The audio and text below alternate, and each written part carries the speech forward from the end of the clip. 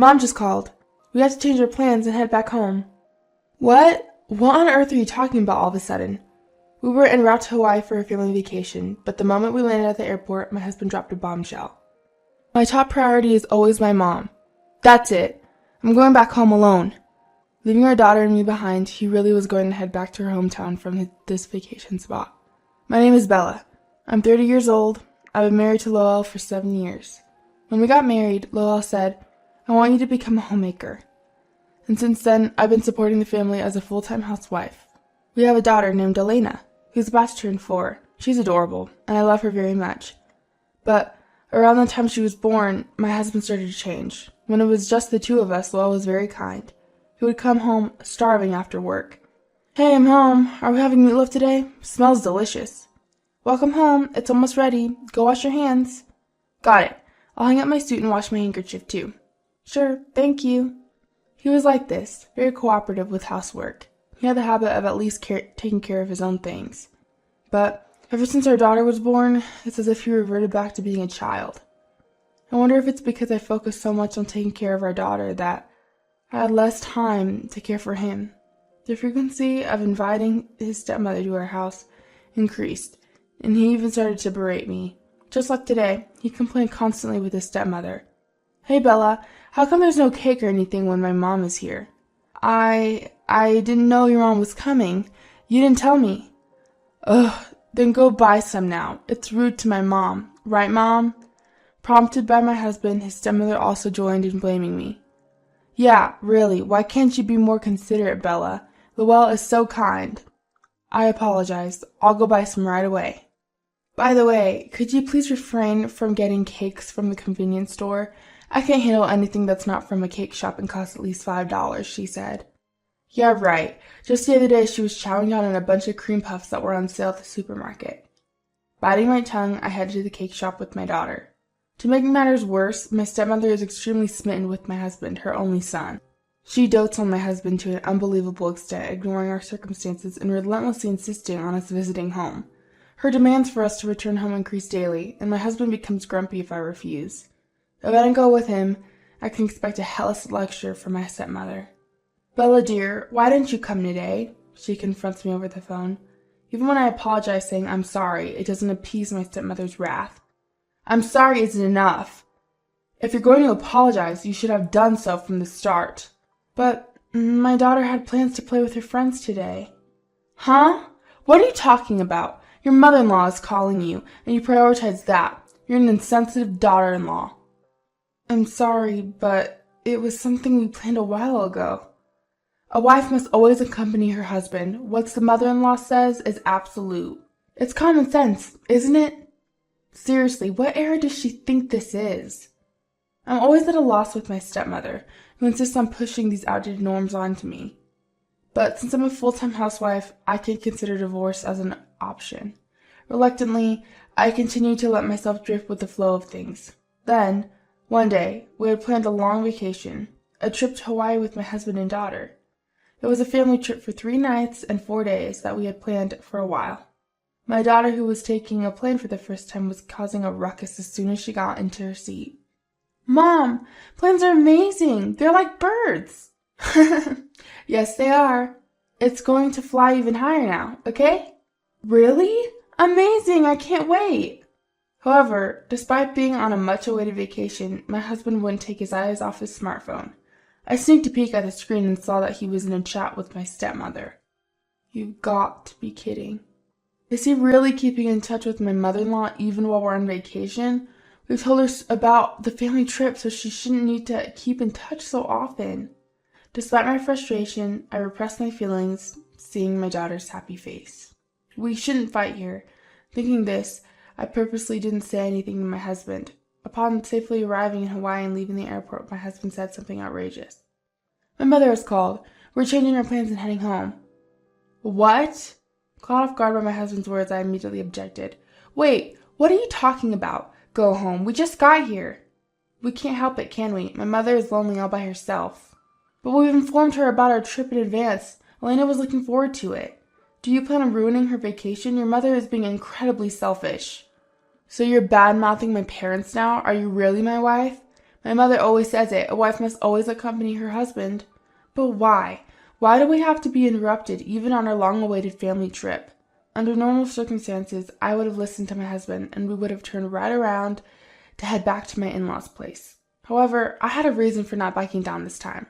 A friend from my student days, Marilyn, was running a restaurant with her husband, and we planned to visit it during this trip. My husband knew about this as well. Still, the fact that he was prioritizing my stepmother over this was unacceptable. This time, my husband will have to compromise. I, who was absolutely unwilling to back down this time, tried to persuade my husband again. Hey, we had planned to go to Marilyn's place later today, remember? I've already let them know we've arrived as planned. So what? We can just cancel, right? Can't you see? She must have prepared a lot of food waiting for us. How can I say now that I can't make it? As I said this, my husband made a disgusted face and yelled, You must be joking. Listen, I don't care about that. My top priority is my mother. You're still saying that even after we've come all this way. Your mother isn't a child, she could wait a little. Enough! So you prioritize your friends over your husband's mother? That's not what I meant. I've had enough of you. I never thought you'd be so heartless. That's it, I'm going home alone. My enraged husband left me and our daughter behind and returned home by himself. Wait, are you kidding me? We came all this way to Hawaii for a family vacation and he prioritizes his mother and goes back on a whim. I have no choice. I'll continue the trip with our daughter. We later visited my friend's restaurant without my husband and stayed at the hotel we had booked with our daughter.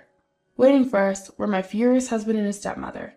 Bella, are you crazy letting Lowell go home alone while you enjoy your vacation? As soon as she saw my face, his stepmother berated me with incredible rage. I told your mother about the family trip in advance. So what? Whether it's a trip or whether your parents are dying, if I as your mother-in-law say come back, you come back. That's a wife's duty, right? That's absurd. Upon hearing the exchange between me and his stepmother, my husband shouted, Enough! I can't stand Bella's attitude any longer. I want a divorce. Divorce? I was surprised and opened my eyes wide. Wait a minute. Suddenly talking about divorce? Shut up! You don't show enough respect to me and my mother. I'm done with you. You're joking, right? We have Elena. What are you saying? I'll live with my mother. You do whatever you want. Don't ever show up in front of me and my mother again. Saying that, my husband threw divorce papers at me. Stunned by the sudden situation, the stepmother stuck a nail in my side. That's right. Divorce him right now. A good-for-nothing wife like you doesn't deserve Lowell. Even your daughter who looks just like you isn't cute at all. Get out of here. But even you, mother-in-law. My parents have already entered a facility and my childhood home has been sold. As a housewife, if I were kicked out of the mansion under my husband's name, I would have nowhere to go. But no matter how hard I tried to persuade him, my husband and his stepmother would not change their minds. As a result, I was forced to stamp the divorce papers. After that, the divorce was finalized and the condition that he pays child support. Since the stepmother, who sold her own house, moved into our house, my daughter and I were kicked out of the mansion. Phew, finally, no more troublemakers. From today on, Mother and I can live comfortably, together. When we left the mansion, we heard the deliberate voices of my husband and his stepmother. Absolutely, it's like a dream to be able to live with Lowell again. All right, next time I'll find a more loyal and good wife. That's the spirit, Lowell. We need to find a well-behaved wife who will obey us this time. Let's not get stuck with a loser. I got it, Mom. I will make that mistake again. After hearing their conversation, I felt a whirlwind of anger rushing through my body. I'll no longer forgive you for saying such nonsense. I will definitely have my revenge someday. You better keep living carelessly here until then. I slammed the door loudly enough to drown out the laughter of the two and left the apartment.